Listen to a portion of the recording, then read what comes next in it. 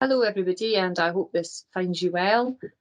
Welcome to this weekly update from myself, Heather Knox, Chief Executive here in NHS Lanarkshire. I'm going to take you through the numbers around COVID first of all, as I usually do, and then I'm going to give you some feedback around a session we had with the Cabinet Secretary and our local MSPs this week. And I'm also just going to talk a bit about the launch of our new LGBT network, which launches on Tuesday. So if I can start, as I usually do, with the numbers, we had 893 new cases reported in Lanarkshire yesterday. What I do want to say about that number is it's changed slightly in the way that we are recording the new cases. Previously, these were all positive PCRs, but in line with the new guidance, we're now including the positive lap flows. So Lanarkshire historically has had quite a high level of usage and recording of PCRs. So we're just watching the numbers as we go forward to get the new trend information. So we'll just see how that number changes as we go forward. So 893 yesterday for the combined figure.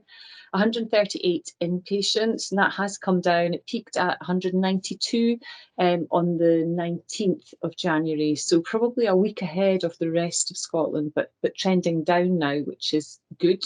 A couple of patients still in ICU though, and we have got quite a lot of patients also with long COVID, so out with that initial definition of the 28 days around COVID, so still in hospital after that period. 26 outbreaks within our care homes, and we've now got 391,000 people vaccinated with their booster in NHS Lanarkshire, and doing really well, in particular in relation to the over 80s.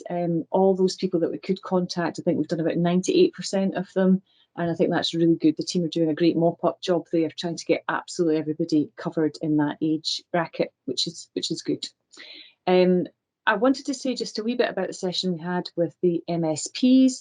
We meet with our MSPs and MPs regularly anyway, and had met with them in November, but a number of them had been in touch with the Cabinet Secretary, understandably, about the pressures in NHS Lanarkshire and the impact of that on staff and the impact of that on services. So we met with them on Monday with the CabSec as well, and went through quite a detailed presentation with them, just showing them the data, so the prevalence and incidence of COVID, how that had impacted in Lanarkshire, the impact in particular on the workforce, and took them through our recovery plan. Obviously very keen to get going with elective surgery as soon as we can, but absolutely cognisant of the impact on staff as well of the pandemic, and trying to make that balance between getting the activity back up and running, but also recognising that staff need to absolutely get a break, having been at this now for quite a long time. The good thing that we've seen this week is the absence, in particular, the absence in relation to COVID now trending down. So that's positive for us, because it was quite a problem a couple of weeks ago as we dealt with the Omicron impacts across Lanarkshire. The other thing I just wanted to mention to you is I'm delighted to say that after a few false starts, we will be formally launching the LGBT network on Tuesday. So that has been quite a long time coming.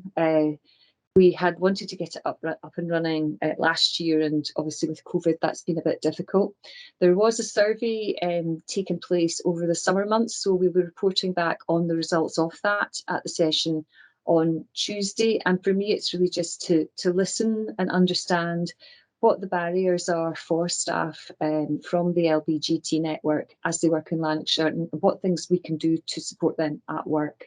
So we'd be really interested to hear both the results of the survey and also the feedback from that conversation that will take place on Tuesday. The other thing that is, of course, happening on Tuesday is Chinese New Year. So for those of you that are celebrating Chinese New Year, I want to just wish you all the best for Tuesday and hope that you enjoy the celebrations. Thank you so much for listening.